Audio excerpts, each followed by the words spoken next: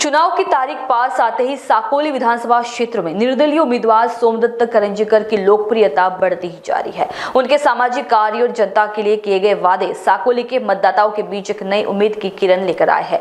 सोमदत्त करंजीकर ने अब तक साकोली विधानसभा क्षेत्र के दृष्टिबाधित लोगों को निःशुल्क चश्मे वितरित किए हैं, साथ ही मरीजों के मोतियाबिंद के ऑपरेशन निःशुल्क कराए हैं और अधिक लोगों की निःशुल्क स्वास्थ्य जाँच करवाई है। इसके अलावा उन्होंने 1000 विद्यार्थियों को रोजगार मेले के माध्यम से नौकरी दिलाने का काम किया है।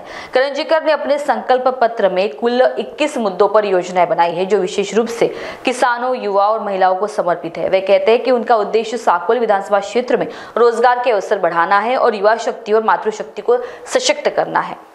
सर काय सांगणार, आपण आता प्रचारामध्ये आपण निघालेल्या बरेचसे गावांनी जात आहे, आधीपेक्षा लोक आपल्याला अजून आता जोडलेले आहेत, चांगला प्रतिसाद मिळत आहे, काय सांगणार सर? हो नमस्कार।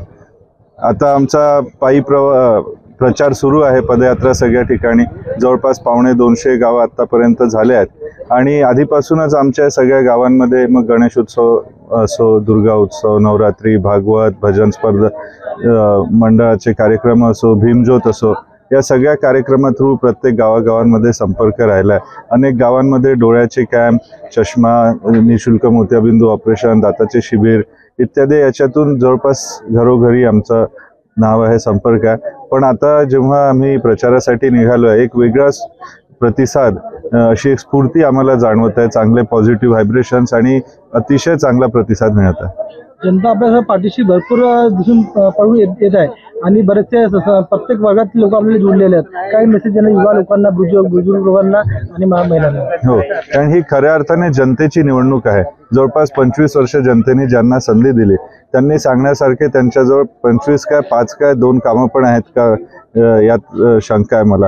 आणि त्यामुळे जनतेला कळलं आहे की बा आपलं भविष्य, आपलं तर भविष्य गेलंच आहे, 25 वर्ष जवळपास वाया गेली, पण आपली जी पुढची पिढी आहे त्यांचं भविष्य उज्ज्वल करायचं असेल तर ज्यांना विकासाची विजन आहे आणि जे काही चांगल्या गोष्टी करू शकतात, इथे रोजगार आणू शकतात। माझ्या माध्यमातून दरवर्षी 800 ते 1000 युवकांना इथे रोजगार मेळाव्यातून रोजगार मिळतो। आता आम्ही जेव्हा फिरत असतो तेव्हा आताच सकाळी 2 मुली भेटल्या, ते MBBS करत आहेत आमच्या इथल्या मुली। एक विद्यार्थ्याचे वडील भेटले, ते म्हणाले आपल्या इथून तो मुलगा इंजिनिअरिंग झाला आणि फायनल इयरलाच असताना त्याला जवळपास 45,000 रुपयाची नोकरी तिथे माझ्या माध्यमातून रोजगार मेळाव्यातून लागली, परंतु काय ती पुण्याला लागली। माझा पूर्ण प्रयत्न आहे की इथे रोजगार तयार व्हावा। तर हे सगळे लोकांचा प्रतिसाद मिळत आहे आणि एक विजन असलेला, खरोखर कोणी काम करणारा, नुसता खोटे आश्वासनं, भूलथापा देणारा नाही, खरोखर काम करणारा व्यक्ती इथे पाहिजे। त्यामुळे त्या माध्यमातून लोकांचा चांगला प्रतिसाद देत आहे। दुसरं, आपण ज्या रस्त्यावर उभा आहे, हा रस्ता बाळाभाऊ काशीवारांनी बांधला, जिथून गावातून आपण आतमध्ये आलोय, बुद्ध विहार बाळाभाऊ काशीवारांच्या काळातला आहे। त्यामुळे विकास करणारा एक माणूस म्हणून बाळाभाऊ काशीवार यांची ख्याती आहे, ते पण आपल्या सोबत आहेत, म्हणून खूप चांगलं इथे वातावरण आहे। तर आपल्याला मागे तिकीट मिळाले नाही आपल्याला पक्षाकडून, बरेचसे लोक त्यावेळेस कमी होते, की आता आपल्याला चांगलाच प्रतिसाद कार्यकर्त्याचा मिळत आहे आणि प्रत्येक गावामधून युवा वर्ग आपल्याला जुळत आहेत। काय सांगणार सर? आणि काय आपल्या समस्या काही जाणून आलेल्या असतील आणि ती कशी समस्या आपण युवाची आणि बुजुर्ग वर्गाची समस्या सोडवणार? हो, भारतीय जनता पक्षाकडे आम्ही तिकीट मागितलं होतं। जवळपास अजून 4-5 नेते होते, प्रकाश भाऊ असतील, विजयाताई, बाळाभाऊ, ॲडव्होकेट एनचिलवार साहेब, तरी कोणाही भारतीय जनता पक्षाच्या व्यक्तीला तिकीट नाही मिळालं, ती राष्ट्रवादीच्या नेत्यांना तिकीट मिळाली। त्यामुळे एक पक्षाच्या कार्यकर्त्यांमध्ये एक नाराजगी आहे, कारण भंडारा जिल्ह्यातूनच भाजपा संपवण्याचं कारस्थान याच्यातून दिसतंय आणि आता जर का नाही लढलं तर नेहमी करता इथे भाजपा जिल्ह्यातून चालली जाईल, कारण एकदा ती युतीला गेल्यावर आता जसं तुमसरला नॅचरली क्लेम तो राष्ट्रवादीचा बनत आहे, तर तसा जो भाजपाचा नॅचरल क्लेम आहे तो सोडायचा नाही, म्हणून कार्यकर्ते इथे पेटून उठले आहे आणि सगळ्या गावोगावी सगळं आता ही पूर्ण व्यवस्था तुम्ही इथे बघत आहे, ही भाजपाच्याच कार्यकर्त्यांनी सगळी आधीपासून करून ठेवली आणि युवा शक्ती आणि मातृशक्ती यांच्यावरतीच आपलं भविष्य आहे। आणि युवकही आता त्यांना कळलंय की तूच आहे तुझ्या जीवनाचा शिल्पकार, म्हणून नहीं रुकेंगे नहीं थकेंगे बढ़ते जाए आगे हम, परिवर्तन की पावन आंधी लाकर ही दम लेंगे हम, युवा शक्ति के रूप में देखो हो रहा नया सवेरा है, चलो जलाए दीप वहाँ जहाँ अभी भी अंधेरा है। युवा शक्तीला घेऊन एक इतिहास इथे रचण्याचं काम नक्की आता 23 तारखेला होणार आहे. एक शेवटचा प्रश्न आहे माझा की जनतेने आपला भरपूर प्रतिसाद दिला तर समोरचे आमदार जेव्हा बनल्या तर काय आपण विधानसभा क्षेत्राची काय असा मुख्य कार्य करणार? 4 मुख्य कार्यक्रम आहेत.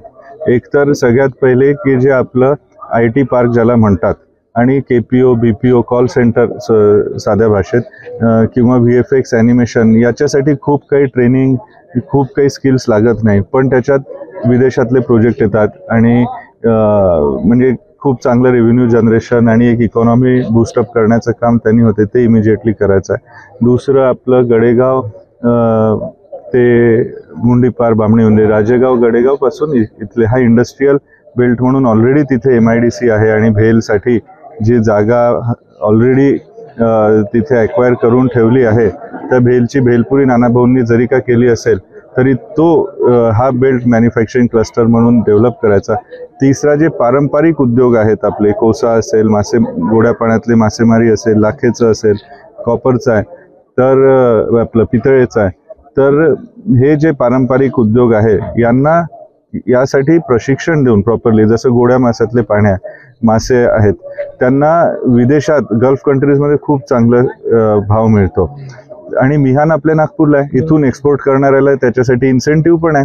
तर याचं नीट पॅकेजिंग करून मार्केटिंग करून इथून एक्सपोर्ट केलं तर नाशिकचा शेतकरी रोल्स रॉइस कसा काय विकत घेतो 5, 6, 7 करोडाची तर कारण तो एक्सपोर्ट करतो. तर इथून या गोष्टी एक्सपोर्ट करायच्या. कोस्याला लॅटिन अमेरिका आणि नॉर्थ अमेरिकेत भरपूर तिथे महिलांना त्यांच्या म्हणजे आवड आहे युरोपमध्ये तर तो कोसा एक्सपोर्ट करायचा. ही तिसरं आणि चौथं आरोग्य व्यवस्थेची पुढे बँड वाजली आहे. इथे खूप दुरावस्था आहे. काही पण झालं तर रेफर टू भंडारा हा एकच तिथे सोल्युशन आहे म्हणून तिन्ही तालुक्यात उपजिल्हा रुग्णालय. महान्यूज 7 के लिए कृष्णा बावनकुळे, भंडारा.